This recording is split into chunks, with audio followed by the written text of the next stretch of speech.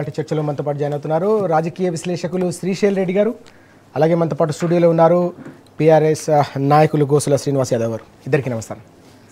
ముందుగా శ్రీశైల్ రెడ్డి గారు, మనం చూసాం నిన్న మాజీ మంత్రి హరీష్ రావు గారు కీలకమైన ప్రెస్ కాన్ఫరెన్స్ నిర్వహించారు.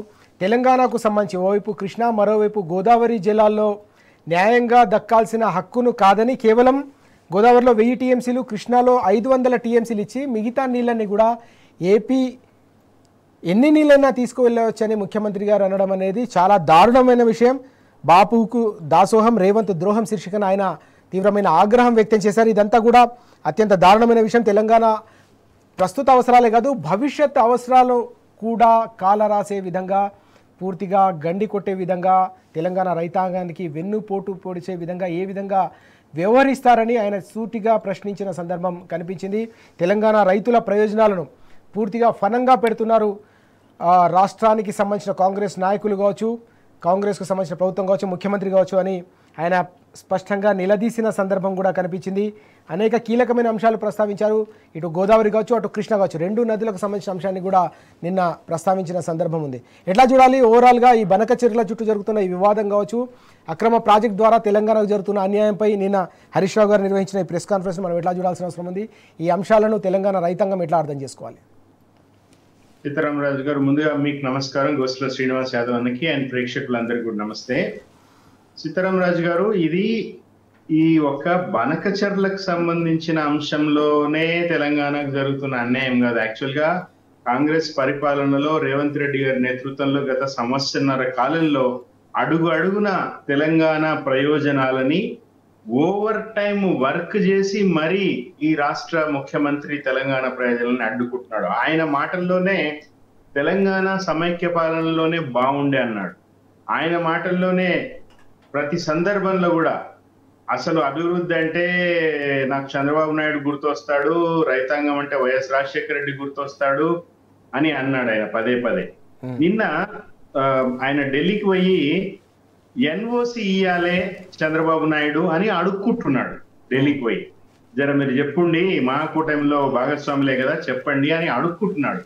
నిన్న హరీష్ రావు గారు ప్రెస్ మీట్ లో చాలా స్పష్టంగా గణాంక సహితంగా ఆయన కేసీఆర్ గారి మానస పుత్రునిగా, మొదటి నుంచి ఉద్యమంలో ఉన్నవాడిగా, నీళ్లు నిధులు నియామకాలకు సంబంధించిన ట్యాగ్ లైన్ యొక్క ఆత్మ తెలిసిన వాడిగా హరీష్ రావు గారు పూర్తిగా వాస్తవాలతో గణాంక సహితంగా నోరు మూయించే విధంగా రేవంత్ రెడ్డిని నిన్న ప్రెస్ మీట్ లో మాట్లాడారు. రేవంత్ రెడ్డి గారు బీఆర్ఎస్ పార్టీ నాయకులన్నా, ముఖ్యంగా హరీష్ గారు, కేటీఆర్ గారు, లేకపోతే మంత్రులు నిరంజన్ రెడ్డి గారు, జగదీష్ రెడ్డి గారు, ఎవరైతే తెలంగాణ ఉద్యమంలో మొదటి నుంచి కేసీఆర్ గారితో ఉన్నారో, తెలంగాణ ఆత్మ అర్థమైందో, తెలంగాణ కోసం పనిచేసిరో, తెలంగాణ కోసం పదవులు త్యాగం చేసి జైల్లోకి పోయినరో వాళ్ళందరూ అంటే రేవంత్ రెడ్డికి భయం. కాబట్టి మొన్న మీటింగ్ కి ఎంపీలని పిలిచిండు తప్ప ఎమ్మెల్యేలు పిలవలే. ఎమ్మెల్యేలు పిలిస్తే హరీష్ రావు గారు వెళ్తారు అక్కడగా.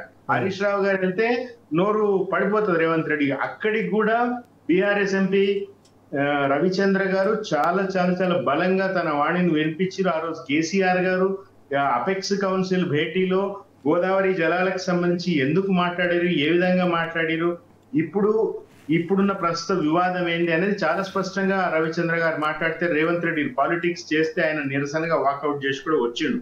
స్థూలంగా విషయం ఏంటంటే సీతారామరాజు గారు, ఈరోజు కేసీఆర్ గారు ఒక గొప్ప విశ్వ మానవుడిగా, ఒక దార్శనికత ఉన్న నాయకుడిగా అందరూ బాగుపడాలి. మీరు చూడండి, ఆయన ఎప్పుడు మాట్లాడినా కూడా పంటలకి కడుపు నిండా నీళ్లు కావాలి, తాగనీకే కడుపు నిండా నీళ్ళు, ఆయన కడుపు నిండా తప్ప ఇంకో మాట మాట్లాడారు కేసీఆర్ గారు. కాబట్టి రాయలసీమ ప్రజలు అల్లాడుతూ ఉంటే ఖచ్చితంగా మనకి సరిపడా మన వాటా తీసుకున్న తర్వాత రాయలసీమకు కూడా నీళ్ళు ఇయ్యాలి అన్నారు.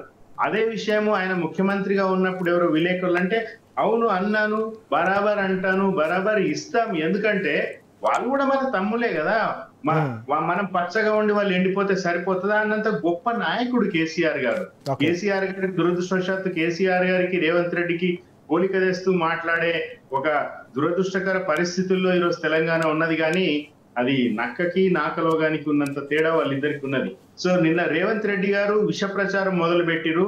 3000 టీఎంసీల నీళ్లు గోదావరిలో కలుస్తున్నాయని, కేసీఆర్ చెప్పారు అపెక్స్ కౌన్సిల్ లోనే. అదే రాగం చంద్రబాబు నాయుడు కూడా నిన్న ప్రెస్ మీట్ లో ఎత్తుకున్నాడు.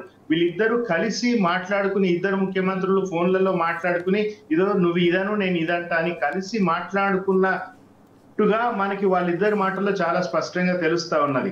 కేసీఆర్ గారు చాలా క్లియర్ గా గోదావరి బేసిన్ లో ఎన్ని నీళ్లు, కృష్ణా బేసిన్ లో ఎన్ని నీళ్లు, మన వాటా ఎంత ఉంది, మనము వాటిని 1543 దాదాపు 1550 టీఎంసీల వరకు మన హక్కు, మనం ఆ నీళ్లు వాడుకోవాలి, వాడుకున్న తర్వాత కిందకు పోయే నీళ్లు మిగులు జలాలు వాళ్ళు చేసుకోవచ్చు అని అన్నారు. అట్లా రాయలసీమకు నీళ్లు ఇస్తామని అన్నారు, ఆయన ఖచ్చితంగా ఇస్తామన్నారు, ఇవ్వాల్సిందే. కానీ తెలంగాణ ప్రయోజనాలను తాకట్టు పెట్టి కాదు.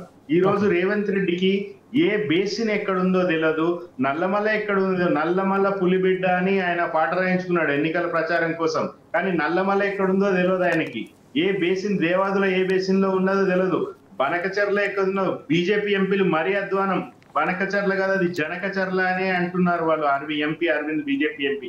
సో ఈ రోజు బేసికలీ ఏంటంటే రెండు జాతీయ పార్టీలు కలిసి తెలంగాణని కొంప ముంచే పనిలో చాలా బిజీగా ఉన్నాయి. హ్యాండ్ ఇన్ గ్లోవ్ లాగా వాళ్ళిద్దరూ కలిసి పనిచేస్తున్నారు. తెలంగాణ ప్రయోజనాలని బీఆర్ఎస్ పార్టీ మాత్రమే రక్షించగలదు అని పదే పదే పదే పదే ప్రూవ్ అవుతా ఉన్నారు సీతారామరాజు. చాలా కీలకమైన అంశాలు చెప్పారు శ్రీశైల్ రెడ్డి గారు. ఇక్కడ సీనా అన్నిటికంటే ముఖ్యంగా చూసుకుంటే గోదావరిలో తెలంగాణకు గతంలోనే 1000 టీఎంసీలకు సంబంధించిన వాటా హక్కు ఉంది. దానికి గతంలో బీఆర్ఎస్ ప్రభుత్వం అధికారంలో ఉన్నప్పుడు హైడ్రాలజీ అనుమతులు కూడా దాదాపు 1000 టీఎంసీలకు సాధించారు. దానికి అదనంగా సముద్రంలో కలుస్తున్న వృధాగా పోతున్న నీళ్ళు ఏవైతే ఉన్నాయో 3000 టీఎంసీలో 2000 టీఎంసీలు మా రాష్ట్రానికి, రాష్ట్ర ప్రస్తుత అవసరాలు, భవిష్యత్ అవసరాలకు కావాలి అని చెప్పేసి ముఖ్యమంత్రి హోదాలో కేసీఆర్ గారు గతంలో కేంద్ర జలశక్తి మంత్రి కూడా లేఖ రాసిన సందర్భం, కేంద్ర ప్రభుత్వంపై ఒత్తిడి పెంచిన పరిస్థితి. ఇప్పుడు కేవలం గోదావరిలో 1000 టీఎంసీలు తెలంగాణకి ఇస్తే సరిపోతుంది, కాళేశ్వరంలో 500 టీఎంసీలు ఇస్తే సరిపోతుంది అని చెప్పేసి ముఖ్యమంత్రి ఎలా అంటారని నిన్న హరీష్ రావు గారు సూటిగా ప్రశ్నించిన పరిస్థితి. ఇది తెలంగాణ ప్రయోజనాలను దెబ్బతీయడం, గొడ్డలి పెంటు లాంటి ఈ నిర్ణయాన్ని వెంటనే ఉపసంహరించుకోవాలని డిమాండ్ చేసిన పరిస్థితి. ఎట్లా చూడాలి ఈ అంశాన్ని? మొదట మీకు, అదేవిధంగా పెద్దలు శ్రీశైల్ అన్న గారికి, అదేవిధంగా టీ న్యూస్ ప్రేక్షకులకు శుభోదయం. అంటే నేనేమంటున్నా, మొదట ఏ నాయకుడికి అయితే ఉంటుందో ప్రజల మీద ఒక కన్సర్న్ ఉండాలి, ఒక కమిట్మెంట్ ఉండాలి. ఈ ప్రాంతాన్ని, ఈ ప్రజలను అభివృద్ధి చేయాలనే లక్ష్యం ఉన్నప్పుడు మాత్రమే ఆ ప్రాంతాన్ని కానీ ఆ వ్యవస్థ కానీ న్యాయం చేయగలడు.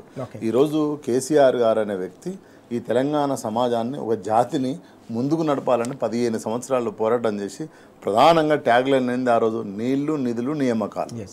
నీళ్ళకి ఏమనేది సారు స్పష్టంగా మడి అడ్డం పెడితే మడి నిండాలి, మడిమే అడ్డం పెడితే మడి నిండిపోవాలి అంటే అట్లా ఆయన విజువల్ చేసిండు, ముందే ఓ విజువలైజేషన్ చేసిండు. ఇలా ఉండాలి నా తెలంగాణ అన్నాడు. రైతు వస్తే రైతు అడక తినే స్థాయి నుంచి కాదు, షార్టెడ్ ఒడ్లు తెచ్చి పొయ్యాలి, ఎవరికన్నా దానం పోయాలి అని చెప్పిండు. అంటే ఆ విధంగానే రైతు బంధు కావచ్చు, రైతు బీమా కావచ్చు, నీళ్లు కావచ్చు, కరెంటు కావచ్చు, వచ్చిన 6 నెలల్లోనే నాణ్యమైన కరెంటు, 24 గంటలు నాణ్యమైన కరెంటు, 3 ఫేజ్ కరెంటు. మనం ఊళ్ళల్లో నుంచి వచ్చినామన్నా 2 ఫేజ్ 3 ఫేజ్ అంటే ఆగమయ్యేది. ఆ మధ్యలో 2 ఫేజ్ వస్తే రాత్రి పోయి పండుకునే పరిస్థితిలో ఉండే. ఆ రోజు నుంచి వచ్చిన 6 నెలలనే. ఎందుకు చెప్తున్నా ఇదంతా అంటే, ఒక ముఖ్యమంత్రి మీరు చీకటి అయిపోతుందని చెప్పిండు. చీకటి అయిపోతానన్న ప్రాంతాన్ని వెలుగులు నింపి రాత్రి 3 గంటలకు కోడి కూసినప్పుడు, గోరు కొయ్యలు ఒడిచినప్పుడు రైతు పోయి బాయికాడ వండుకొని మోటార్ ఎత్తుడు కాదు, పట్టబగటీలు బువ్వ తిని మంచిగా మోటార్ ఎత్తుకునే కాడికి నాణ్యమైన కరెంట్ ఎంత 6 నెలల్లో. ఎందుకు చెప్తున్నా ఇదంతా అంటే, ఒక నాయకుడు దార్శనికుడుగా ఉండి ఆలోచిస్తే తెలంగాణ సమాజం, ఆ సమాజం ముందు పోవడానికి. ఇప్పుడు రేవంత్ రెడ్డికి ఏంది, అత్తా లేదు పత్తా లేదు, బేషన్లకు బేషన్ తెలియదు, బ్యాగుల మీద ఉన్న సోకు బేషన్ల గురించి తెలియదు, ఏ బేషన్ ఎక్కడుందో తెలియదు. ఇప్పుడు నయం, ఇంకా నేను బేషన్ అంటే మనం పిండి వేసుకునే బేషను, ఇంకా బోళ్ళు తోముకునే బేషన్లో అంటడేమో అంటే వినేవాల్సిన పరిస్థితి కూడా వస్తుంది ఒక ముఖ్యమంత్రి నుంచి. నేను అందు గురించి నేనేమంటున్నా, ఒక నాలెడ్జ్ లేకుండా, ఒక సబ్జెక్ట్ లేకుండా పదవే లక్ష్యంగా ఈరోజు ముఖ్యమంత్రి స్థానానికి వస్తే పరిపాలన కూడా ఈ విధంగా ఉంటుంది. స్పష్టంగా ఈరోజు చంద్రబాబు నాయుడుకి బలపరచడం కోసం, చంద్రబాబు నాయుడు దక్షత కోసమే స్పష్టంగా మన నీళ్లను, గోదావరిలో పారుతున్న నీళ్లను, కృష్ణాలలో పారుతున్న నీళ్లను అక్కడ ఆయన గురుదక్షిణ కోసం ఇస్తున్నాడని మనకు స్పష్టంగా అర్థమవుతుంది. ఎందుకంటే ఆ రోజు 2వ నెల ఫిబ్రవరి 10వ తారీఖు 2020లోనే కేసీఆర్ గారు ఆ 3,000 మీరు చెప్పినట్టు ఆ 3,000ల్లో కూడా మాకు ప్రపోర్షనల్ ఏదైతే ఉందో ఆ విధంగా మాకు 1950 దాదాపు 2,000 టీఎంసీలు మాకు రావాలి, ఏ విధంగా లెక్క చెప్తే ఆ విధంగా అని ముందే సారు పొయ్యే నీళ్ళల్లో కూడా మన వాట ఏందని మనం అడిగిండు ఈరోజు. ఎందుకంటే చాలాసార్లు మనం మాట్లాడుకున్నాం గోదావరి కృష్ణ అనేది తెలంగాణకు ప్రాణం, వాళ్ళకు కూడా అంతే. కానీ మాకు 1000 టీఎంసీలు ఇస్తే ఆడ 500 టీఎంసీలు ఇస్తే మొత్తం ఎత్తుకపోవడం నువ్వెవడ్రబ ఎత్తుకపోవడం అనడానికి నీకు తెలంగాణతోనే మన ఉద్యమం ఉందా, పేగు సంబంధం ఉందా? తెలంగాణ ఉద్యమంలో కన్నా జై తెలంగాణ అన్నావా? నువ్వు రైఫిల్ రెడ్ రాగా తిరిగి నువ్వు రైఫిల్ పట్టుకొని నీకు ఎక్కడ కన్సెంట్ ఉంది? ఎక్కడ కన్సెంట్ లేదు. అవి పోగా ఈరోజు స్పష్టంగా దగ్గరుండి ఒక ముఖ్యమంత్రి స్థానంలో దగ్గరుండి మన నీళ్ళని దోసే ప్రయత్నం వాళ్ళకి చేస్తున్నాడు. ఎందుకు పోరాటం చేయవు? ఈరోజు పీపీటీ ఏది హరీష్ రావు గారు, మాజీ మంత్రి హరీష్ రావు గారు ఇక్కడ ప్రజెంటేషన్ ఇచ్చిన తర్వాత, పార్టీ ఆఫీస్లో ప్రజెంటేషన్ పెట్టిన తర్వాత, మాట్లాడిన తర్వాత, మీడియాకు మాట్లాడిన తర్వాత అప్పుడు బనకచర్ల మీద మాట్లాడినాం. అప్పటిదాకా బనకచర్ల మీద ఎప్పుడన్నా కాంగ్రెస్ పార్టీ మాట్లాడిందా? అంటే ప్రతిపక్ష హోదాలో తెలంగాణ పేగు సంబంధం ఉన్న బీఆర్ఎస్ పార్టీ మాట్లాడేంత వరకు నువ్వు అధికారంలో ఉన్న ముఖ్యమంత్రిగా మాట్లాడలేకపోయినావు. కాబట్టి ఇక్కడ స్పష్టంగా తెలంగాణ సమాజం ఇప్పుడు ఆలోచించాలి.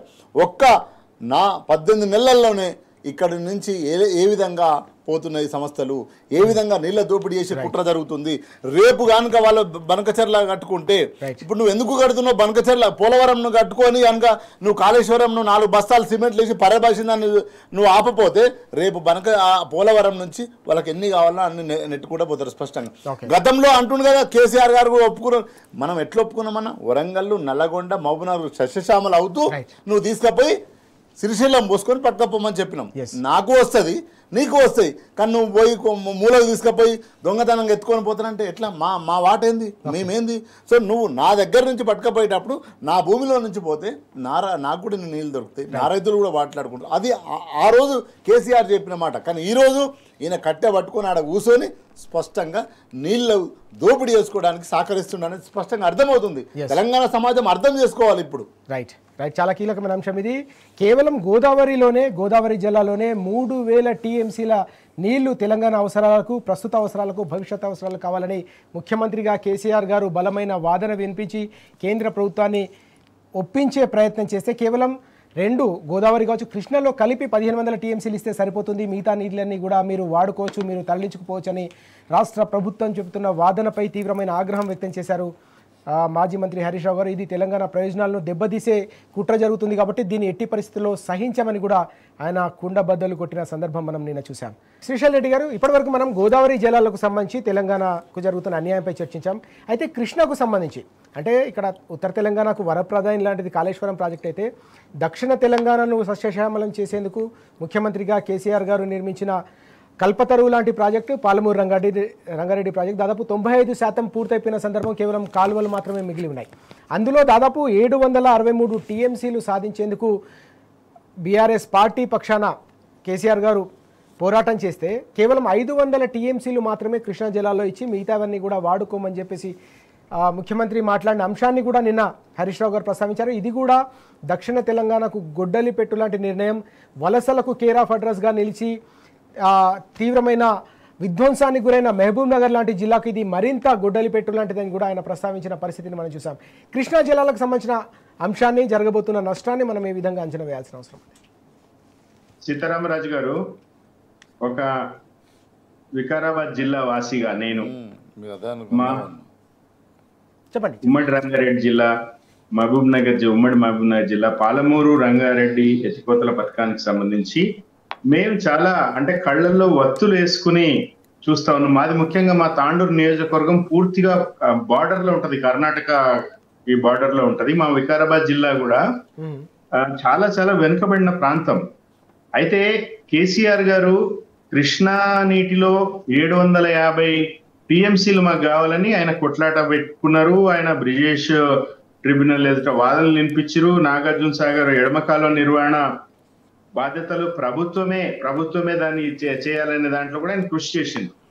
అయితే ఈరోజు దురదృష్టం ఏంటంటే రేవంత్ రెడ్డి గారు ఆయన పాలమూరు మహబూబ్ నగర్ జిల్లాకు సంబంధించిన వ్యక్తి. ఆయన చాలా ఘనంగా నేను పాలమూరు బిడ్డని అని అంటాడు. ఆయన మాకు ఈరోజు చూడండి, ముఖ్యమంత్రి కావచ్చు, లేతే అటు స్పీకర్ కావచ్చు, అసెంబ్లీ స్పీకర్, అందరూ ముఖ్య నాయకులు అందరూ మా జిల్లాలోనే ఉన్నారు. వికారాబాద్ జిల్లా రేవంత్ రెడ్డిది కొడంగల్ కాన్స్టిట్యున్సీ కూడా మా జిల్లాలో వస్తాయి 3 మండలాలు. సో ఇప్పుడు ఈ తీవ్రమైన వివక్ష పాలమూరు రంగారెడ్డి మీద దాదాపు పనులన్నీ పూర్తి అయిపోయిన తర్వాత కూడా వీళ్ళు సొంత జిల్లాకు సొంత ప్రజలకు ఏమీ చేయలేని రేవంత్ రెడ్డి మొత్తం తెలంగాణ గురించి ఏం చేస్తాడు అనేది ఒకటైతే, ఇప్పుడు నల్లమల ఎక్కడుందో కూడా తెలియని రేవంత్ రెడ్డి, తెలుసుకోనే ఉద్దేశం కూడా లేని రేవంత్ రెడ్డి ఈ నీళ్లకు సంబంధించి ఏవో చేస్తాడు అనేది శుద్ధ అబద్ధం. నిన్న హరీష్ రావు గారు కూడా చాలా స్పష్టంగా చెప్పారు, ముఖ్యమంత్రిగా కేసీఆర్ గారు పనిచేసిన కాలంలో పెరిగిన ఆయకట్టు ఎంత,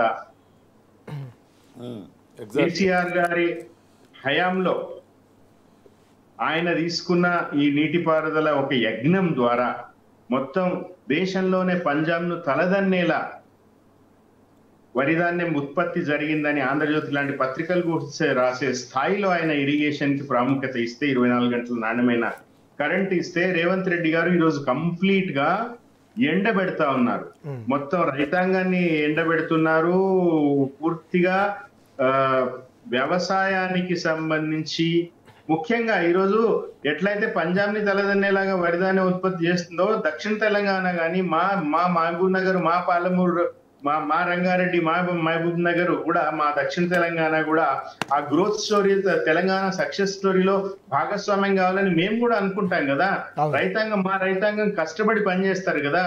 నిజానికి కేసీఆర్ హయాంలో మహబూబ్ నగర్ లో మీరు ఇందాక చెప్పిన సీతారామరాజు గారు వలసలకు సంబంధించి, ఒకప్పుడు వలసల జిల్లా మహబూబ్ నగరు, కానీ కేసీఆర్ గారి హయాంలో అన్ని రకాలుగా గ్రౌండ్ వాటర్ పెరిగి హరితహారం ద్వారా, మిషన్ కాకతీయ ద్వారా, కేసీఆర్ గారు ఇచ్చే రైతు బంధు ద్వారా, రైతులకు ఒక పండిన ప్రతి గింజ కొనే ఒక భరోసా ద్వారా మహబూబ్ నగర్ పచ్చగా కలకలలాడింది ఆ రోజు. మీకు గుర్తుండే ఉంటుంది, అప్పుడు షర్మిల గారు తెలంగాణలో పార్టీ పెట్టి ప్రచారానికి పోతే మహబూబ్ నగర్ లో వలస కూలని, ఏందమ్మా మీరు వలస అంటే, మేము రాజన్న రాజ్యం నుంచి కర్నూలు నుంచి మహబూబ్ నగర్ వలస వస్తున్నామమ్మా అన్నారు. అట్లాంటి పరిస్థితి ఉండే ఆ రోజు. సో ఈ రోజు ఎట్లా అయిపోయింది, కంప్లీట్ గా పూర్తిగా ఈ రోజు మహబూబ్ నగర్ ఉమ్మడి రంగారెడ్డి జిల్లాలకు సంబంధించి కృష్ణా జలాల్లో వాటాకి నోచుకోక ఈరోజు మేము మా రైతాంగం అల్లల్లాడిపోతా ఉన్నది. అంటే నేను ఆ ప్రాంత వాసిగానే చెప్తున్నా కానీ బేసిక్ గా మొత్తంగా తెలంగాణ, మనం అందరం కూడా తెలంగాణ బిడ్డలం, తెలంగాణ సస్యశ్యామలంగా ఉండాలి. ఏ ప్రాంతమైనా, నేను ఇంతకు ముందు చెప్పినట్టు కేసీఆర్ గారు అయితే రాయలసీమ ప్రజలు కూడా పచ్చగా ఉండాలని కోరుకున్న మహానాయకుడు ఆయన. ఈయన సొంత జిల్లాకి సొంత ప్రాంతానికి కూడా ఏమి చేయనోడు. అదేదో ఈయన గొప్పగా చెప్పుకునే రాజశేఖర రెడ్డి ఒక ఉదాహరణ చెప్పేవాడు, అమ్మకు అన్నం పెట్టలో ఉన్నోడు చిన్నమ్మకు బంగారు గాజులు చేపిస్తానంట. అట్లా ఉంది రేవంత్ రెడ్డి పరిస్థితి. కోటీశ్వరులను చేస్తా, అది చేస్తా, ఇది చేస్తా అని అంటా ఉన్నాడు. పైసలు లేవు, నీళ్ళ ఖర్చు అవేమో నీళ్ళేమో పోతున్నాయి, కింద పోతే ఆయన ఎత్తుక పనికి తయారైండు, మనకేమో పరాజులు కట్టుకుంటారు, పైసలు లేవు అంటున్నాడు. మరి ఏమైందండి, మీరు ఉచిత బస్సు ద్వారా జీడిపి పెరుగుతుంది అన్నారు, మరి సంవత్సరంన్నర పెరిగిన జీడిపి పైసలన్నీ ఏం పోయినాయి, ఎక్కడ పోయినాయి? అందాల పోటీల ద్వారా మన ప్రతిష్ట పెరుగుతుంది, పెట్టుబడులు వస్తాయి అన్నారు. మరి ఏమైనాయి పైసలని? అందాల పోటీల ద్వారా వచ్చిన పెట్టుబడుల పైసలు ఏమైనాయి? మీరు కమిషన్లు మింగినరా, రాహుల్ గాంధీకి ఇచ్చిరా, లేకపోతే మీ మాటలు అబద్ధమా? సో బేసికలీ ఏంటంటే కంప్లీట్ గా వాళ్ళు వీళ్ళని లేదు, అన్ని వర్గాల ప్రజలని మోసం చేయడానికి మాత్రమే తను ముఖ్యమంత్రి అయిండు. తానే చెప్పుకున్నట్టుగా ఒక ముఠా నాయకుడిగా, ఒక గుంపు మేస్త్రిగా, ఒక బ్యాడ్ రోల్ మోడల్ గా ఈరోజు తెలంగాణలో రేవంత్ రెడ్డి ఉన్నాడు. ఆ దరిద్రము ముఖ్యంగా దక్షిణ తెలంగాణ జిల్లాలు చాలా ఎక్కువగా అనుభవిస్తున్నాయి. చాలా విషాదకరమైన సీతారామరాజు గారు. దక్షిణ తెలంగాణకు సంబంధించి వరప్రధాని లాంటి పాలమూరు రంగారెడ్డి ఓవైపు ఉత్తర తెలంగాణకు సంబంధించి అయితే, దక్షిణ తెలంగాణకు సంబంధించి ఏకంగా మనం చూస్తూ ఉన్నాం కీలకమైన ప్రాజెక్టులన్నింటినీ కూడా పూర్తిగా ఇబ్బంది పెట్టే విధంగా, వాటికి నష్టం చేసే విధంగా కృష్ణా గోదావరిలో జరుగుతున్న ఈ అన్యాయాన్ని తప్పకుండా తిప్పికొట్టాల్సిన అవసరం ఉందనే అంశం కూడా ఇక్కడ కనిపిస్తూ ఉంది. శ్రీనివాస్ గారు, ఇక్కడ మనం చూస్తే కృష్ణా జలాల్లో వాస్తవానికి ఎగువ రాష్ట్రాలు నిర్మించిన ప్రాజెక్టుల వల్ల వస్తున్న నీరే అంతంత మాత్రం. దానికి తోడుగా వరదలు వస్తే మాత్రమే ఆ నీటి లభ్యత వస్తున్న సందర్భం. ఈ క్రమంలో 760కి పైగా టీఎంసీలు తెలంగాణ అవసరాలకు కృష్ణా జలాల్లో కావాలనే ఆలోచనతో కేంద్ర ప్రభుత్వంపై పోరాడిన పరిస్థితి గత 10 ఏళ్ల కాలంలో బీఆర్ఎస్ హయాంలో. దానికి తోడుగా పాలమూరు రంగారెడ్డి వంటి కీలకమైన ప్రాజెక్టును రూపకల్పన చేసి అమలు చేసి కేవలం కాలువలు మాత్రమే మిగిలి ఉన్న పరిస్థితి. 95% ప్రాజెక్టు పూర్తయిపోయింది. దాన్ని ఫనంగా పెట్టి కేవలం 500 టీఎంసీలు తెలంగాణకి ఇస్తే సరిపోతుంది, మిగతా జలాలన్నీ కూడా కృష్ణా జలాలన్నీ కూడా ఏపీకి తీసుకుపోవచ్చని రాష్ట్ర ప్రభుత్వం చేస్తున్న వాదనను, ముఖ్యమంత్రి గారు చేస్తున్న వాదనను కూడా నిన్న హరీష్ రావు గారు తప్పుపట్టిన సందర్భం కూడా మనం చూసాం. దక్షిణ తెలంగాణకు పొంచి ఉన్న ఈ ప్రమాదాన్ని ఏ విధంగా అర్థం చేసుకోవాలి, రైతాంగానికి జరిగే నష్టాన్ని మనం ఏ విధంగా చూడాల్సిన అవసరం ఉంది? అంటే మొట్టమొదట సీతారామన్న, జనరల్గా ఆ ప్రాంతం నుంచి ఒక నాయకుడు ఎదిగి ముఖ్యమంత్రి స్థాయిలో పోయినప్పుడు ఆ ప్రాంతం అభివృద్ధి అవుతుందని కోరుకుంటారు ప్రజలు న్యాచురల్గా. మా ప్రాంతం నుంచి ఒక ముఖ్యమంత్రి స్థాయి నాయకుడు అయి ముఖ్యమంత్రి అయితే ఏం కోరుకుంటారు? 4 పైసలు ఎక్కువ వస్తాయి, ఇంత ఎక్కువ నీళ్ళు పట్టుకొస్తాడు, 4 ప్రాజెక్టులు పట్టుకొస్తాయి అనుకుంటాడు. కానీ ఈరోజు ఏమైందంటే ముఖ్యమంత్రి గారు పాలమూరు బిడ్డ, నేను పులి బిడ్డను, నేను నల్లమల్ల బిడ్డను అని ఏదైతే పంచ్ డైలాగులు ఉన్నాయి కదా, ఆ పంచ్ డైలాగులకే పరిమితం. ఆయన రాగానే లంబాడి తల్లులను, లగాచర్ల తల్లులను తీసుకుపోయి జైలు వేసి బేడీలు వేసిండు. ఏదైతే ఓట్లు వేసినా అదేవిధంగా ఆ రాజోళ్ళు ఉన్న, అది కూడా మహబూబ్నగర్ జిల్లానే, వాళ్ళను మొన్న తీసుకుపోయి జైలు వేసిండు. అంటే ఆయనకు ఏమాత్రము ప్రజలతోని కానీ, ప్రజల మీద ప్రేమ కానీ, ప్రజల అభివృద్ధి లేదని స్పష్టంగా అర్థమవుతుంది. అర్థం కానోడు, నాలెడ్జ్ లేనోడు, సబ్జెక్ట్ లేనోడు, 4 పదాలు మంచిగా నేర్చుకొని పోవాలనుకున్నోడు ఏం మాట్లాడతాడన్నా?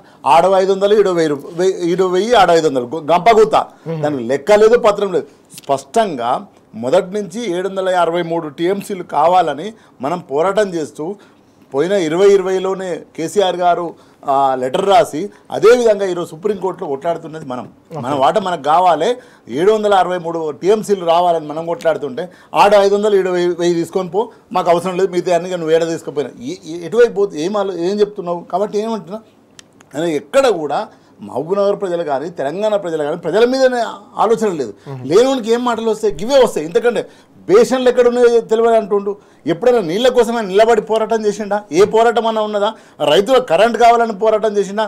ఒక్కొక్కసారి ఒక్కొక్క పార్టీలో ఉండి తిట్టుకుంటా బతికిరావు కదా. ఓ రోజు సోనియా గాంధీ దయ్యమంటివి, మళ్ళీ ఇటుకు వచ్చినాక దేవత అంటివి. అంటే నీకేమంటున్నా, ఎందుకు ఇదంతా చెప్తున్నా అంటే, ఎప్పుడైనా కూడా ప్రజాస్వామ్యంలో ప్రజలపైన కన్సర్న్ ఉంటే, ప్రజల అభివృద్ధి కావాలనుకుంటే, ప్రజలు కోరుకుంటే ఆ ప్రాంతాన్ని కానీ దాన్ని మనం ముందుకు తీసుకుపోతాం. కానీ ఇక్కడ ఏముంది, నువ్వు రంగారెడ్డి బిడ్డవై మహబూబ్నగర్ బిడ్డని చెప్పుకుంటూ నువ్వు ఒక వికారాబాద్ ఇంతకుముందు అన్నగారు చెప్పారు, అక్కడ కందులు ఎక్కువ పండిస్తారు. ఎందుకు పండిస్తారు అంటే నీళ్లు లేక. ఎందుకంటే అది 4 నెలల 3 నెలల పంట. పప్పు దినుసులు ఎక్కువ కేంద్రం ఏంటంటే మన తెలంగాణలో అది తాండూరు ప్రాంతం. ఈరోజు తాండూరు ప్రాంతం ఎందుకు కరువు ఉన్నది? నువ్వు పరిపాలించిన పరిపాలన కదా. అందుగురించి నేనేమంటున్నా, స్పష్టంగా ఈరోజు తెలంగాణ సమాజం అర్థం చేసుకోవాలి. 2004 నుంచి 2014 వరకు 10 ఏళ్ళు ఉన్నారు మీరు. కాంగ్రెస్ ప్రభుత్వం ఏం పరిపాలించిందో, ఎన్ని నీళ్ళు ఇచ్చిందో తెలుసు. కేసీఆర్ గారు వచ్చిన తర్వాత, తెలంగాణ తెచ్చుకున్న తర్వాత 10 ఏళ్లలో ఎంత పంట పండించినామన్నా? 64 లక్షల మెట్రిక్ టన్నుల నుంచి 3,60,00,000 మెట్రిక్ టన్నుల ధాన్యం పంట పండింది. ఎట్లా పండింది? ఉట్టిగానే పండిందా? ఆడ కూర్చొని మాట్లాడితే ఈ బేషన్లు తెలియనోడు, బ్యాగుల మీద సోకునోడు, నాలెడ్జ్ లేనోడు మాట్లాడితే పంట పండిందన్న. నాణ్యమైన కరెంటు, నాణ్యమైన పెట్టుబడి, నీళ్లు ఉట్టిగానే కాదు కదన్న. పంట ఉత్పత్తి చేయడం అంటే ఏదో ఫ్యాక్టరీలో రాత్రి 4 మిషన్లు పెట్టి పండించడం కాదు కదా. భూమి నుంచి పంట తీయాలి. ఎంత కష్టపడితే రైతుకు నమ్మకం వస్తే పంట తీసిండు. ఈ పంట అదేవిధంగా మిషన్ కాకతీయ ఎన్ని చెరువులు అన్న పూడికలు తీస్తే నీళ్ళు వచ్చినాయి, పుట్టినే వచ్చినాయి. ఇవన్నీ అంటే ఇదంతా కేసీఆర్ ఒక దక్షిణతోని, ఒక లక్ష్యంతోని, ఒక కమిట్మెంట్తో ఉన్నాడు కాబట్టి ఇవన్నీ చేసుకొచ్చిండు. 10 ఏళ్ళల్లా ఈరోజు పంజాబ్ మొత్తం దేశంలో నెంబర్ 1 పంటలు అయిందన్న. మిగతా అన్ని కాదు, పంటలు ఎట్లయింది, ఉత్పత్తి చేసింది. దానికి ఎన్ని కావాలి, ఎన్ని సరంజామా కావాలి, అంత సరంజామా అందిస్తే తప్ప రైతు కష్టపడి పంట పండించలేడు. ఎట్లా పండింది? కాబట్టి నేనేమంటున్నా, ఈ ముఖ్యమంత్రికి ఏమి తెలియదు, బేషన్ల గురించి తెలియదు, అదేంది దేవాదులు ఎక్కడ ఉన్నో తెలియదు, కాళేశ్వరం ఎక్కడ ఉన్నో తెలియదు. ఎంత పిచ్చిగా మాట్లాడుతున్నట్టే మన తెలంగాణ ఇజ్జత్ పోతుంది. స్పష్టంగా మళ్ళీ ఏమంటాడు, డైరెక్ట్ తుమ్మిడేటి పోయి అక్కడి నుంచి మనం కట్టుకుంటే అక్కడి నుంచి ఏంది గ్రావిటీలో వస్తాయి అంటాడు. అరే నేను ఆ ప్రాంతం బిడ్డను. రెండు లిఫ్ట్లు కావాలి, ఒకటి మైలారం దగ్గర కావాలి, నిన్నెల మండలంలో, ఇంకొకటి మందమారి దగ్గర కావాలి. ఆడు వస్తుంటే కూడా నీకు ఓపెన్ కాస్ట్లు ఉన్నాయి, పెద్ద ఓపెన్ కాస్ట్ కోల్ మైన్స్ ఉన్నాయి, అండర్ గ్రౌండ్ మైన్స్ ఉన్నాయి. ఎక్కడ కూడా నీకు పర్మిషన్లు రావు. ఎక్కడన్నా పొక్క పడితే మొత్తం బాయిలు మునిగిపోయే పరిస్థితి ఉంది. సో నువ్వు అక్కడ నుంచి ఈజీగా గ్రావిటీలో తెచ్చి ఎల్లంపల్లె పోస్తా అంటావు. ఏమన్నా నాలెడ్జ్ ఉండాలి కదా కనీసం. ఏ నాలెడ్జ్ లేకుండా, ఏం మాట్లాడకుండా వట్టిగా ఇష్టం ఉన్నట్టు మాట్లాడి ఈరోజు తెలంగాణ ఇజ్జత్ తీస్తున్నాడు. అదేవిధంగా తెలంగాణకు రావాల్సిన నీటి వాటర్ కావచ్చు, ప్రతి హక్కులో కూడా ఈరోజు చంద్రబాబు నాయుడుకు దాసోహం పనిచేస్తున్నాడు. ఇదంతా తెలంగాణ సమాజం గుర్తించింది, తెలంగాణ సమాజం బాధపడుతుంది. కానీ అదేవిధంగా ఇప్పుడు తెలంగాణ సమాజం ముందు ఒక ప్రశ్న ఉంది స్పష్టంగా. ఇప్పుడు బుద్ధిజీవులు ఎవరైతే పదవులు రాగానే పెదవులు మాసుకున్న మేధావులు ఉన్నారో మేధావులను తిరిగిండ్రు కదా, ఆ మేధావులు వీళ్ళందరూ కూడా ఈ రోజు గోదావరి కృష్ణాను 2 బేసిన్లను కాపాడుకోవాలి, కృష్ణాలో వచ్చిన వాట కోసం కొట్లాడాలి. నీళ్లు తెచ్చుకున్నాక అధికారికంగా నీళ్ళ దోపిడీ చేస్తుంటే ఎట్లయితుంది? తెలంగాణ ఎందుకు కొట్లాడినాం? 60 ఏళ్ళు 70 ఏళ్ళు ఎందుకు కొట్లాడినాం? 15 ఏళ్ళు బరిగీసి ఎందుకు పోరాటం చేసినాం? నీళ్ళ కోసం కదా ప్రధానమైంది. నీళ్ళే కదా ప్రధానం మనకు. తర్వాత నిధులు కదా, నియామకాలు కదా. ఈ నీళ్లు పండితేనే కదా ఈరోజు ప్రతి గ్రామంలో ఎండాకాలం మత్తడి దునికింది అని చూసినామన్నా. మనం 45 సంవత్సరాలు ఉంది మన వయసు. ఎండాకాలంలో మత్తడి దునికిన చెరువులు ఎప్పుడైనా చూసినామా? ఈరోజు తెలంగాణ కేసీఆర్ గారి నాయకత్వంలో మిషన్ కాకతీయ పూటిక తీసిన తర్వాత, మట్టి తీసిన తర్వాత ఈరోజు అద్భుతంగా ఈరోజు ఎండాకాలంలో మత్తడి దునికి ఎక్కడన్నా ఈ 18 నెలల రేవంత్ రెడ్డి ఒక తట్టడి మట్టి తీసినావా? ఏ చెరువులనన్నా పూటిగా తీసినావా? లేకపోతే ఒక తట్టడి మట్టేసి ఏమన్నా కాలువకు అడ్డం కట్టి ఓ ప్రాజెక్టు కట్టి ఓ ఎకరానికో 2 ఎకరాలకో ఏమైనా నీళ్ళు ఇచ్చినావా? ఏమి లేదు. మాటలతోనే మూటలు జమ చేసుకుంటూ మాటలతోనే పాలన ముందుకు తీసుకుపోతుండే తప్ప ఎక్కడ కూడా తెలంగాణ మీద ప్రజల మీద కానీ ప్రజల అభివృద్ధి మీద కానీ కన్సర్న్ లేదని అర్థమవుతుంది. అందులో భాగంగానే కదా ఆడో 1000 ఈడో 500 ఇయ్యి మీ తండ్రి దూసుకపో. ఆ రోజేమో కేసీఆర్ గారు 2020 ఏమని రాసిండు? నాకు పోయే 3000 కూడా నా వాట 2000 వస్తుంది, నాది నాకు ఇచ్చాయి. ఒక్కసారి వరద తగ్గితే అదే వరద తగ్గిన ఆ ఇయర్ ఆ గత 5 ఏళ్ళు ఏ విధంగా వరద వస్తుందో ఆ లెక్కలను నాకు ఇచ్చాయి, నా నీళ్ళు నాకు ఇచ్చాయి, నేను వాడుకుంటా అని చెప్పిండు. ఈ రోజు నువ్వేమంటున్నావు? ఆడ 1000 500 మీ దాన్ని దూసుకొని పో, మాకు సంబంధం లేదు. ఆ రోజు రాయలసీమ బాగుండాలన్నాడు, ప్రపంచమంతా బాగుండాలన్నాడు. అందుగురించి శ్రీశైలం అన్నాడు విశ్వమానవుడు కేసీఆర్. ఎందుకంటే అంత సమాజం అంతా కోరుకునే వ్యక్తి కాబట్టి రాయలసీమ కూడా నీళ్ళు తీసుకపోండి, కానీ వరంగల్, నల్లగొండ, మహబూబ్నగర్ నుంచి తీసుకపోతే మాకు కూడా నీళ్ళు వస్తాయి, మన రైతులు కూడా బాగుపడతారు, మనకు గ్రౌండ్ వాటర్ పెరుగుతుంది. అంత దూరదృష్టితో ఆయన మాట్లాడితే నువ్వు కింది పోయినాక పోలవరంలో కట్టుకొని ఎత్తుకొని పో, మేము క్లియర్ చేస్తా నీకు, నువ్వు నన్ను ముఖ్యమంత్రి చేసినావు కదా అని చెప్తే ఎట్లా మాట్లాడితే ఎట్లా? తెలంగాణ సమాజం ఇప్పుడు రంగసిద్ధం కావాలి. మళ్ళా నీళ్ళ దోపిడీ జరగబోతుంది. ఈ నీళ్ళ దోపిడీ మాత్రం మనం గీత గీసి కూతకు పోకపోతే మాత్రం మరోసారి మళ్ళీ నీళ్ళ దోపిడీ చేస్తారు, పర్మిషన్లు తెచ్చుకుంటారు. ఇక ముగ్గురు కలిసి తెలంగాణ మోసం చేసే ప్రయత్నం జరుగుతుంది స్పష్టంగా. ఒకటికి రేవంత్ రెడ్డి, మన బిడ్డ అని చెప్పుకునే ముఖ్యమంత్రి అయిన రేవంత్ రెడ్డి, రెండోది చంద్రబాబు నాయుడు. వీళ్ళిద్దరికి అనుసంధానంగా కేంద్ర ప్రభుత్వంలో ఉన్న నరేంద్ర మోడీ, వీళ్ళు ముగ్గురు కలిసి ట్రయాంగిల్ కుట్ర చేస్తున్నారు.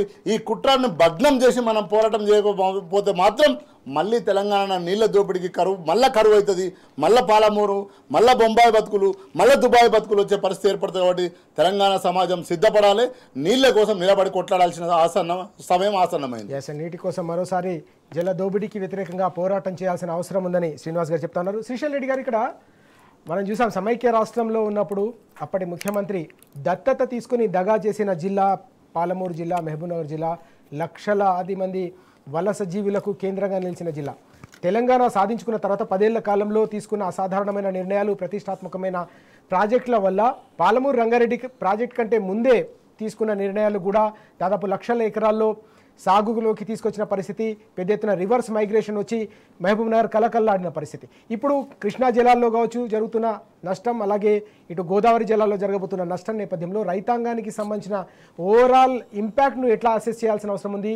ఇప్పటికే మనం చూస్తున్నాం బీఆర్ఎస్ అధినేత కేసీఆర్ గారు ఒక కీలకమైన నిర్ణయం తీసుకున్నారు. జల దోపిడీపై పోరాటానికి సిద్ధమవుతున్న పరిస్థితి. కీలకమైన సమావేశం కూడా త్వరలోనే నిర్వహిస్తామని ముఖ్యమంత్రిగా పనిచేసిన సమయంలో తీసుకున్న ప్రాజెక్టులను ఏ విధంగా ఇప్పుడు ఈ ప్రభుత్వం వాటిని పడావు పెడుతుందో అంశంపై కూడా చర్చించేందుకు ఒక కీలకమైన సమావేశం దిశగా కూడా బీఆర్ఎస్ అధినేత కేసీఆర్ గారు అడుగులు వేస్తున్న ఈ క్రమంలో ఈ మొత్తం పరిణామాలను మనం ఏ విధంగా అర్థం చేసుకోవాల్సిన అవసరం ఉంది?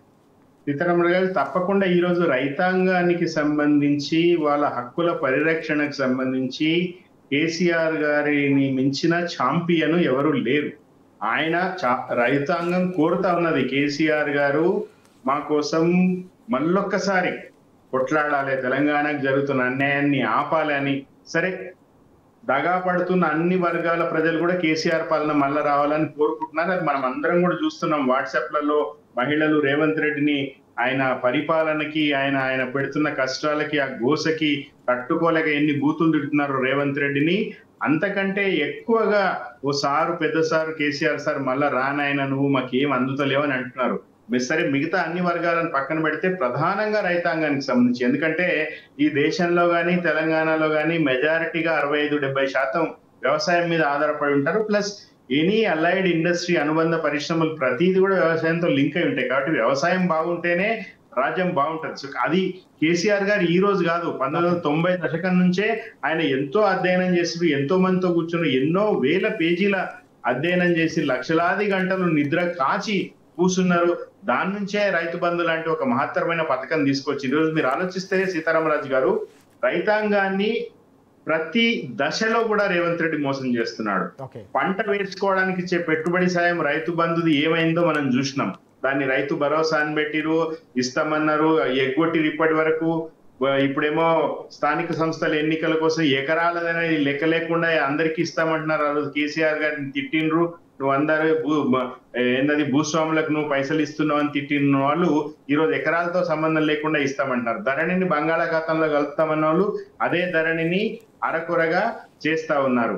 ఇప్పుడు ఎల్ఆర్ఎస్ ని రద్దు చేస్తామన్న వాళ్ళు ఎల్ఆర్ఎస్ అంటే ప్రతి అంశంలో కూడా దాగా చేస్తా ఉన్నారు. సో పెట్టుబడి సాయం దగ్గర నుంచి మొదలు పెడితే రైతులకు కరెంటు లేదు, రైతులకు నీళ్లు లేవు, కష్టపడి పండిస్తే కొనే దిక్కు లేదు, అకాల వర్షాలతో పంటలు తడిసిపోయి ధాన్యం అంతా ఎట్లా కళ్ళాల దగ్గర రైతు కళ్ళల్లో ఈ ప్రభుత్వం చేసింది ఏమి లేదు. రైతులు తమ సొంతంగా కష్టపడి శ్రమ చేసి ఏవో అపోసి మళ్ళీ ఈరోజు డిస్ట్రెస్ సేల్ కు వాళ్ళు పాల్పడుతూ అందిన కాడికి అమ్ముకొని కొన్నిసార్లు పంటని తగలబెట్టిన సంఘటనలు కూడా మనం చూసినాం. సో కాబట్టి ఈ రోజు రైతాంగానికి అది దక్షిణ తెలంగాణ కావచ్చు, ఉత్తర తెలంగాణ కావచ్చు, రైతాంగం యొక్క హక్కులు కాపాడడానికి నీళ్లు, నిధులు, నియామకాల్లో ప్రధానమైన నీళ్ల అంశానికి సంబంధించి ఈరోజు నీళ్ళు ఒక్కటేనే కాదు, 24 గంటల నాణ్యమైన కరెంటు, రైతుకు సంబంధించిన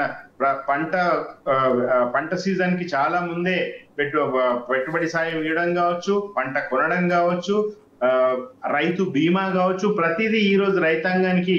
ప్లస్ అన్నిటికంటే ముఖ్యంగా ఇంతకుముందు గోసుల శ్రీనివాస్ యాదవ్ అన్న చెప్పినట్టుగా రైతాంగం దగ్గర, గిరిజనుల దగ్గర, పేద రైతుల దగ్గర భూములు కొల్లగొట్టేసే దుర్మార్గాన్ని ఆపడం కోసం కావచ్చు. మీరు చూడండి, కనీసం ఒక 5-6 దశలలో 5-6 రూపాల్లో రైతాంగాన్ని మోసం చేస్తున్నాడు రేవంత్ రెడ్డి. వీటన్నిటిని కూడా అడ్డుకోవాలి బలంగా అంటే అది కేసీఆర్ గారి నేతృత్వంలోనే సాధ్యమవుతుంది. దానికి నిజానికి బీఆర్ఎస్ పార్టీ నాయకులు, కార్యకర్తలు ఒకరే కాదు, అందరూ కూడా కలిసి వస్తారు. ఈ రోజు ఎవరైతే తెలంగాణ క్షేమాన్ని కోరుకునే వాళ్ళు, రైతాంగం క్షేమాన్ని కోరుకునే న్యూట్రల్ శక్తులు, తటస్థులు అందరూ కూడా కేసీఆర్ గారు ముందు నడిస్తే ఆయన వెనక నడవడానికి సిద్ధంగా ఉన్నారు. దాంట్లో ఏమాత్రం సందేహం లేదు సీతారామరాజు గారు. ఎస్, మనం చూస్తున్నాం తెలంగాణకు ప్రాణాధారమైన గోదావరి, కృష్ణా జలాల దోపిడీకి కుట్ర జరుగుతున్న ఈ నేపథ్యంలోనే మరో మహోద్యమానికి శ్రీకారం చుట్టబోతున్నారు కేసీఆర్ గారు. తెలంగాణ వ్యాప్తంగా కూడా రైతాంగాన్ని చైతన్యపరచడంతో పాటుగా తెలంగాణకు జరుగుతున్న నష్టాన్ని, గోదావరి, కృష్ణా జలాలు జరుగుతున్న నష్టం, అలాగే గతంలో నిర్మించిన ప్రాజెక్టులు, బీఆర్ఎస్ హయాంలో నిర్మించిన ప్రాజెక్టులపై చేస్తున్న అలక్ష్యం, ఓవరాల్గా గత 10 ఏళ్ల పాటు సంతోషంగా సాగిన సాగును సంక్షోభంలోకి నెట్టే కుతంత్రాలు ఏవైతే కొనసాగుతున్నాయో కుతంత్రాలకు వ్యతిరేకంగా తప్పకుండా గలం వినిపించేందుకు బీఆర్ఎస్ పార్టీ సన్నద్ధమవుతున్న పరిస్థితి. తెలంగాణ రైతాంగం కూడా ఈ పోరాటానికి మద్దతు పలికేందుకు, అండగా నిలిచేందుకు సిద్ధమవుతున్న పరిస్థితిని మనం క్షేత్రస్థాయిలో కూడా మనం చూస్తూ ఉన్నాం. శ్రీనివాస్ గారు, ఇక్కడ మరో కీలకమైన అంశాన్ని తీసుకుంటే కాళేశ్వరం ప్రాజెక్టు కమిషన్ ఏదైతే ఉందో ఆ కమిషన్ అనేక సందర్భాల్లో జరిగిన విచారణ సందర్భంలో క్యాబినెట్లో చర్చించిన అంశాలు, క్యాబినెట్ మినిట్స్ను సమర్పించాలని జస్టిస్ ఘోష్ గారి కమిషన్ కోరిన సందర్భాన్ని మనం స్పష్టంగా చూసాం. ఈ క్రమంలోనే నిన్న కూడా ఎంపీ ఈటెల రాజేందర్ గారు చాలా స్పష్టంగా మాట్లాడారు. క్యాబినెట్లో చర్చించిన తర్వాత మాత్రమే అప్పుడు ముఖ్యమంత్రిగా ఉన్న కేసీఆర్ గారు నిర్ణయాలు తీసుకున్నారు. మంత్రివర్గ ఆమోదంతో మాత్రమే కాళేశ్వరంపై ప్రతి అడుగు ముందుకు వేశారని చాలా స్పష్టంగా కుండబద్దలు కొట్టిన పరిస్థితి.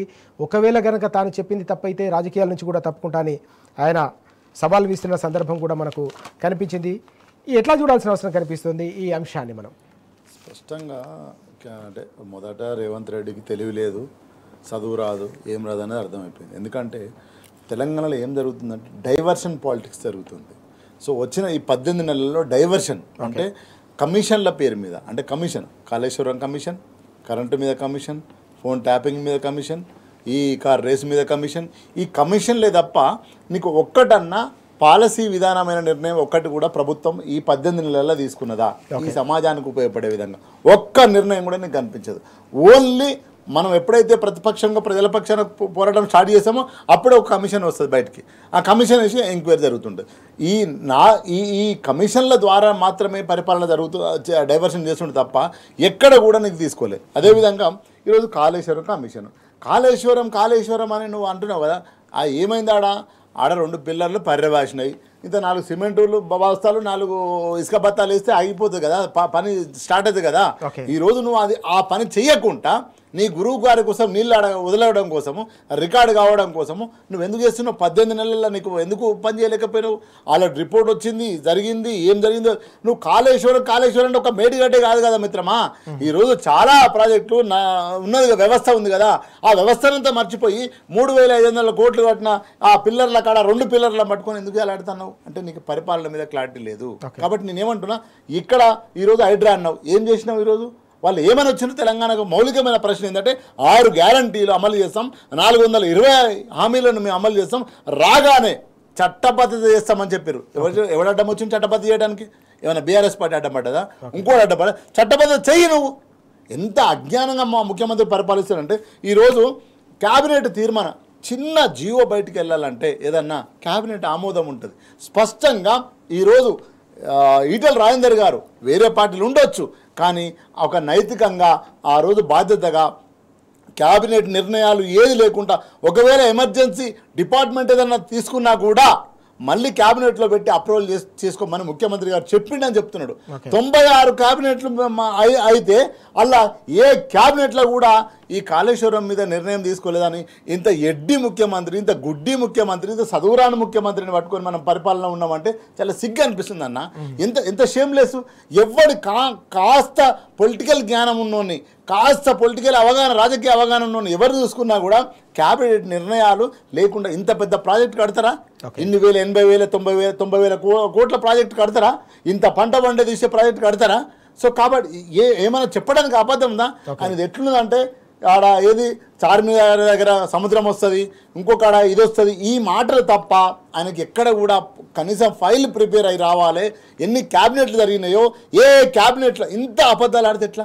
6 గ్యారంటీల అబద్ధాలు లెక్క. నేనేమంటున్నా, కాబట్టి ఈ ముఖ్యమంత్రికి ముఖ్యమంత్రి కాదు, వార్డు మెంబర్ అయ్యే అర్హత కూడా లేదు ఆయనకు. అందుగురించే అన్ని పార్టీలలో బ్యాక్ స్టాంప్ చేసి వచ్చి ముఖ్యమంత్రి అయిన తప్ప ప్రజల నుంచి పోరాటం చేసో, సమస్యల గురించి పోరాటం చేసో, సమస్యలను పరిష్కరించి వచ్చో ముఖ్యమంత్రి కాని వ్యక్తి. కాబట్టి ఈ ముఖ్యమంత్రికి ఏం తెలుస్తుంది? కాబట్టి ఈరోజు కాళేశ్వరం కమిషన్ మీద ఆ రోజు ఈటెల రాజేందర్ అన్న గారు స్పష్టంగా నేను ఫైనాన్స్ మంత్రిగా ఉన్నా, క్యాబినెట్లో నిర్ణయాలు తీసుకున్న తర్వాతనే ముందుకెళ్ళిన తప్ప ఈరోజు నేను మాట మార్చడానికి లేదు. క్యాబినెట్ నిర్ణయాలు జరిగినాయి, క్యాబినెట్ నిర్ణయాలు జరిగిన తర్వాత ఈరోజు ఇంకొక సిగ్గు చాలా బాధ అనిపిస్తుంది. ఏంటంటే ఈరోజు తుమ్మల నాగేశ్వరరావు ఒక సీనియర్ నాయకుడు, సీనియర్ మంత్రి, ఆయన క్యాబినెట్ జరగలేదు అని మాట్లాడుతున్నాడు. ఎంత ఇప్పుడు ఇక్కడ ఉన్న మంత్రులు అక్కడ ఒక మంత్రి ఉన్నాడు, వీళ్ళు మాట్లాడడం ఎంత బాధాకరం విషయం, ఎంత షేమ్లెస్.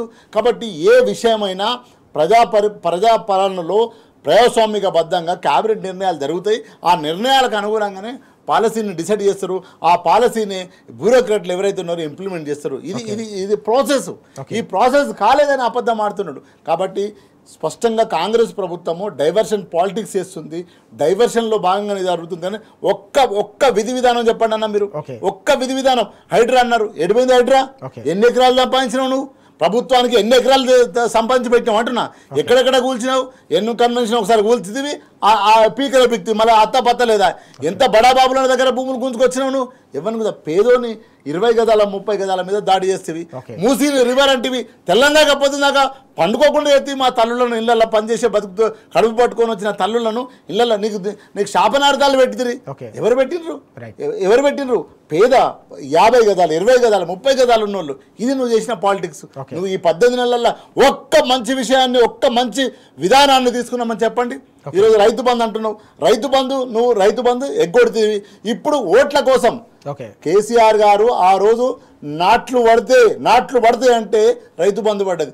ఈరోజు రేపు గ్రామ పంచాయతీ ఎలక్షన్లు వస్తున్నాయి కదా, 4 ఓట్లు కావాలని ఈరోజు అందరికి వేస్తా అంటే నువ్వు చెప్పినావు కదా, ఏంది గుట్టలకు ఇచ్చిండ్రు, పుట్టలకు ఇచ్చిండ్రు, రౌతులకు ఇచ్చిండ్రు, రాళ్ళకి ఇచ్చారు. నువ్వెందుకు ఇస్తున్నావు బై? ఇప్పుడు నువ్వెందుకు ఇస్తున్నావు బై? ఓట్ల కోసం ఇస్తున్నావు అని అర్థమైపోతుంది కదా. అంత ఏ మాత్రం కన్సర్న్ లేని, కమిట్మెంట్ లేని పరిపాలన జరుగుతుంది ఈ రాష్ట్రంలో. చాలా సిగ్గుపడాల్సిన పరిస్థితి ఈరోజు ఏర్పడుతుంది. ఇదంతా తెలంగాణ సమాజం చూస్తుంది.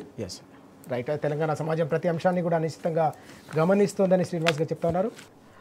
శ్రీశైల్ రెడ్డి గారు, సమైక్య రాష్ట్రంలో జరిగిన జీవన విధ్వంసానికి బ్రేకులు వేసి తెలంగాణలో వ్యవసాయ విప్లవానికి నాంది పలికిన కాళేశ్వరం ప్రాజెక్టుకు సంబంధించిన ప్రతి నిర్ణయం కూడా క్యాబినెట్లో చర్చించిన తర్వాత మాత్రమే తీసుకున్నామని నిన్న బీజేపీకి సంబంధించిన ఎంపీ ఈటెల రాజేందర్ గారు కూడా స్పష్టం చేశారు. గతంలో ఆయన ఆర్థిక మంత్రిగా కూడా పనిచేసిన నేపథ్యంలోనే కాళేశ్వరం కమిషన్ ముందు హాజరైన సందర్భంలో కూడా అనేక కీలకమైన అంశాలను ఆయన ప్రస్తావించారు. క్యాబినెట్కు సంబంధించిన మినిట్స్ను జస్టిస్ ఘోష్ కమిషన్కు అందించాలని ఇప్పటికే అనేక సందర్భాల్లో లేఖలు రాసినా కూడా స్పందించని రాష్ట్ర ప్రభుత్వ వైఖరిని ఎట్లా చూడాల్సిన అవసరం ఉంది?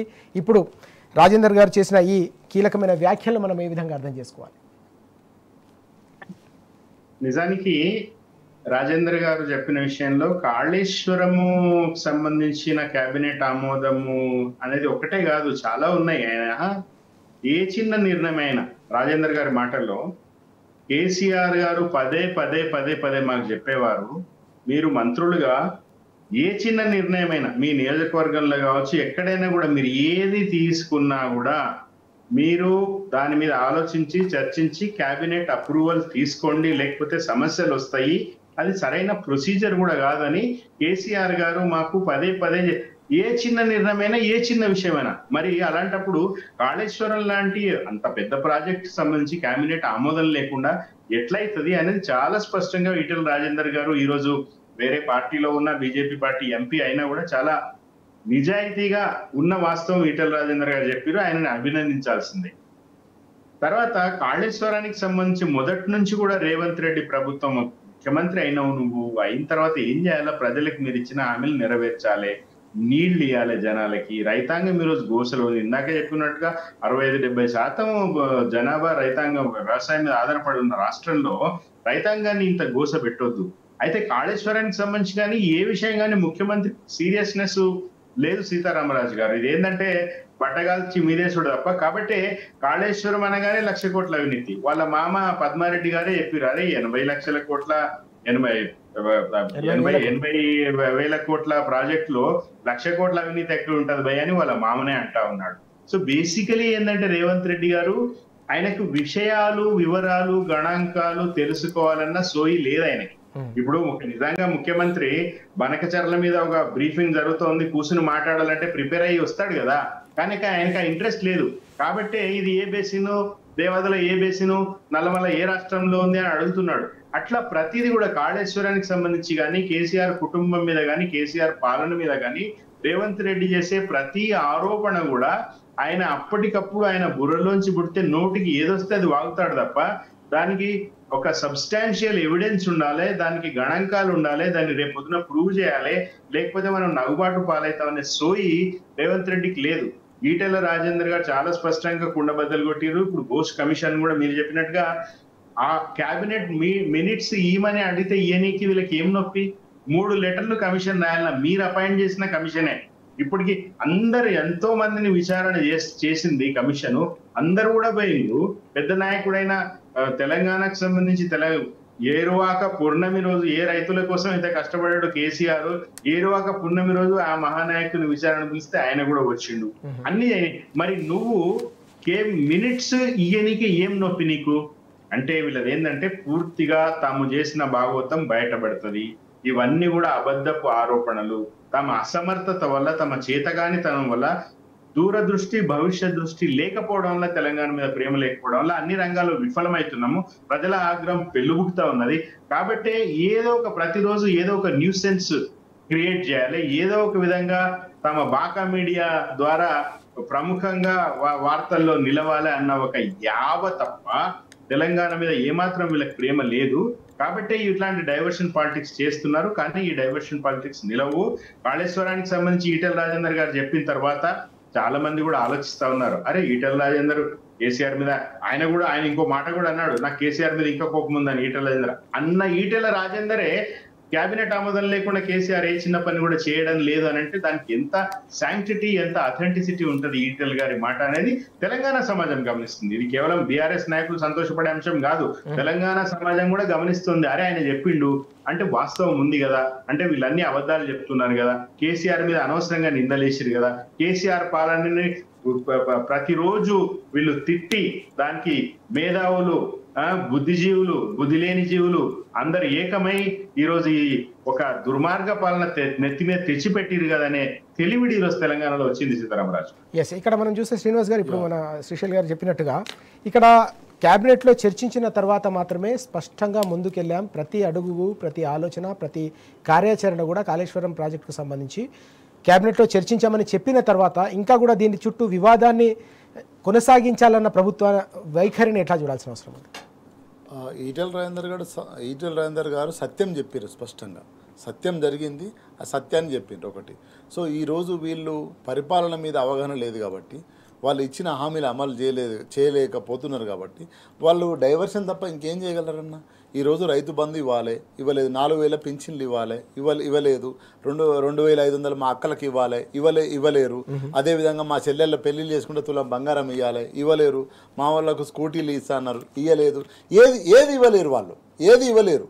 సో కాబట్టి ఏది ఇవ్వలేరు కాబట్టి ఏం చేయాలి? డైవర్షన్ చేయాలంటే ఇట్లాంటిదే చేయాలి. కాబట్టి తెలంగాణను సస్యశ్యామం చేయాలి. తెలంగాణ కడుపు పట్టుకొని పాలమూరు ప్రజలు కావచ్చు, ఇతర ప్రాంతాల నుంచి విదేశాలలో పోయి పనిచేసుకున్న ప్రజలను తెలంగాణ సమాజంలో తెలంగాణ పోరాటం చేసి తెలంగాణ సాధించిన తర్వాత కేసీఆర్ గారు వాళ్ళని కాపాడితే ఈరోజు ఈయన ఏం చేస్తుండే, మళ్ళీ బేడీలు వేసి మళ్ళీ జైళ్ళలో వచ్చే ప్రయత్నం చేస్తుండే. ఒక విషయం చెప్తాను మీకు, మీరు సీనియర్ జర్నలిస్టు దాదాపు 25 ఏళ్ల పైన నుంచి ఉన్నారు.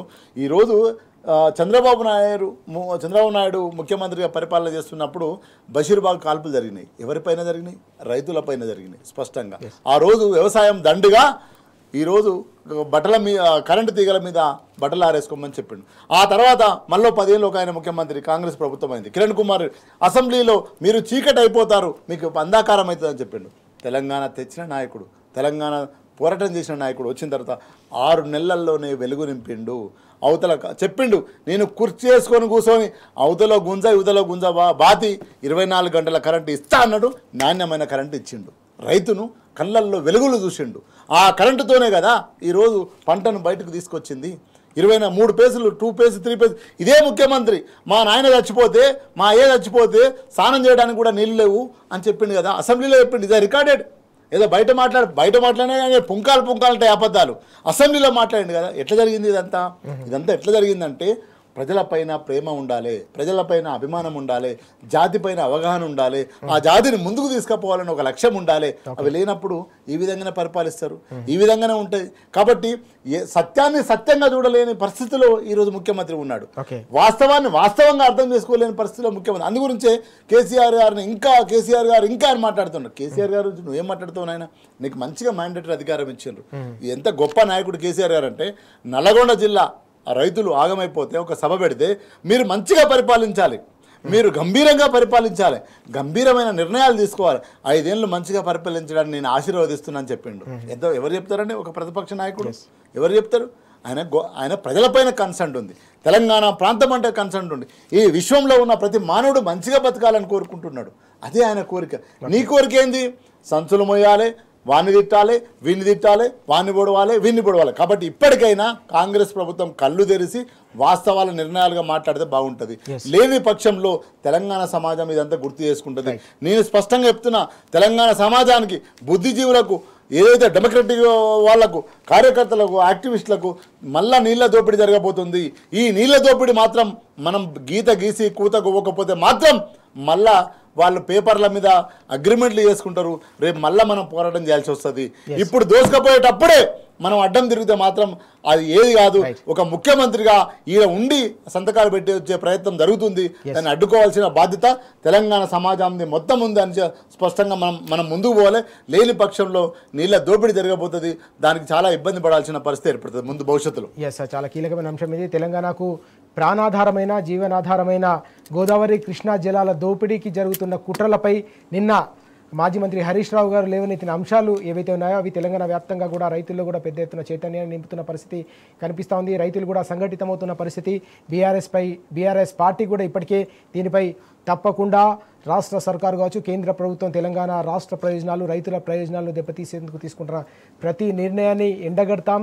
ప్రజాక్షేత్రంలోనే వాటిని ఎండగట్టడంతో పాటు తెలంగాణ ప్రయోజనాల కోసం ఎంతటి పోరాటాలకైనా సిద్ధమని బీఆర్ఎస్ ఇప్పటికే స్పష్టం చేస్తున్న సందర్భం మనం చూస్తా ఉన్నాం. Thank you very much Srinivas గారు, అలాగే శ్రీశైల్ గారు చర్చలో పాల్గొన్నారు. ఇది వాళ్ళ వార్తలు వాస్తవాలు.